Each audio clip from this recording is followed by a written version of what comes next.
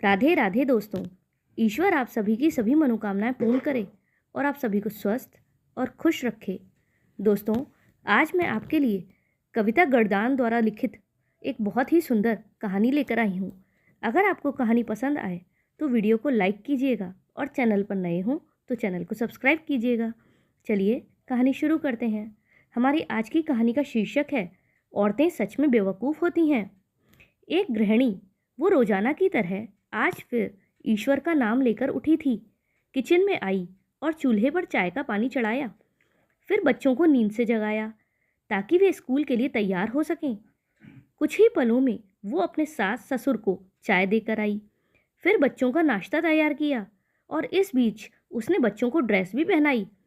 फिर बच्चों को नाश्ता कराया। पति के लिए दोपहर का टिफिन बनाना भी जरूरी था। इस बीच स्कूल का रिक्शा आ गया और वो बच्चों को रिक्शे तक छोड़ने गई। वापस आकर पति का टिफिन बनाया और फिर मेज से झूठे बर्तन इकट्ठे किए। इस बीच पतिदेव की आवाज़ आई कि मेरे कपड़े निकाल दो। उनको ऑफिस जाने के लिए कपड़े निकाल कर दिए। अभी पति के लिए उनकी पसंद का नाश्ता तैयार करके टेबल पर लगाया ही था कि छोटी ननद आई और ये कहकर गई कि भाभी, आज मुझे भी कॉलेज जल्दी जाना है तो मेरा नाश्ता भी लगा देना। तभी देवर की आवाज़ भी आई कि भाभी, नाश्ता तैयार हो गया क्या? अभी लीजिए, नाश्ता तैयार है। पति और देवर ने नाश्ता किया और अखबार पढ़कर अपने अपने ऑफिस के लिए निकल चले। उसने मेज से खाली बर्तन समेटे और सास ससुर के लिए उनका परहेज का नाश्ता तैयार करने लगी। दोनों को नाश्ता कराने के बाद फिर बर्तन इकट्ठे किए और उनको भी किचन में लाकर धोने लगी। इसी बीच सफाई वाली भी आ गई। उसने बर्तन का काम सफाई वाली को सौंप कर खुद बेड की चादरें वगैरह इकट्ठा करने पहुंच गई और फिर सफाई वाली के साथ मिलकर सफाई में जुट गई। अब तक 11 बज चुके थे। अभी वो पूरी तरह काम समेट भी नहीं पाई थी कि कॉल बेल बजी। दरवाज़ा खोला तो सामने बड़ी ननद और उसके पति व बच्चे सामने खड़े थे। उसने खुशी खुशी सभी को आदर के साथ घर में बुलाया और उनसे बातें करते करते उनके आने से हुई खुशी का इजहार करती रही। ननद की फरमाइश के मुताबिक नाश्ता तैयार करने के बाद अभी वो ननद के पास बैठी ही थी कि सास की आवाज़ आई कि बहू, खाने का क्या प्रोग्राम है? उसने घड़ी पर नज़र डाली तो 12:30 बज रहे थे। उसकी फिक्र बढ़ गई। वो जल्दी से फ्रिज की तरफ लपकी और सब्जी निकाली। फिर दोपहर के खाने की तैयारी में जुट गई। खाना बनाते बनाते अब दोपहर के 2 बज चुके थे। बच्चे स्कूल से आने वाले थे। लो, बच्चे आ गए। उसने जल्दी जल्दी बच्चों की ड्रेस उतारी और उनका मुंह धुलवाकर उनको खाना खिलाया। इसी बीच छोटी ननद भी कॉलेज से आ गई और देवर भी आ चुके थे।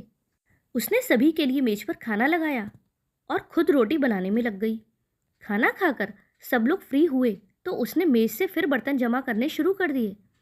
इस वक्त 3 बज रहे थे।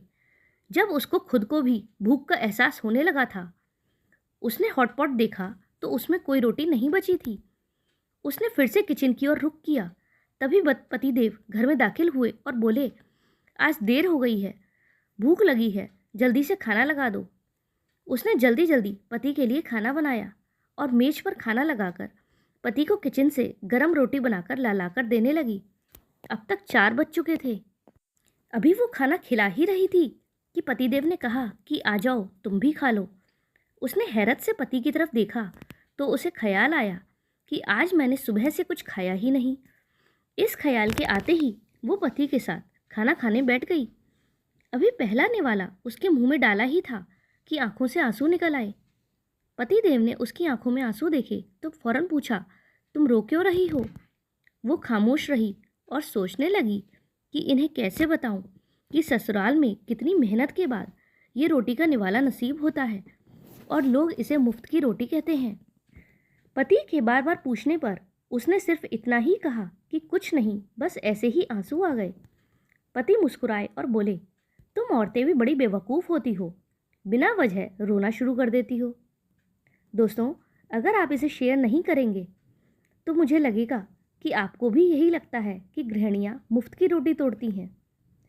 और अगर आपको लगता है कि गृहिणियाँ सच में मेहनत करती हैं तो आप इसे शेयर और लाइक ज़रूर करेंगे।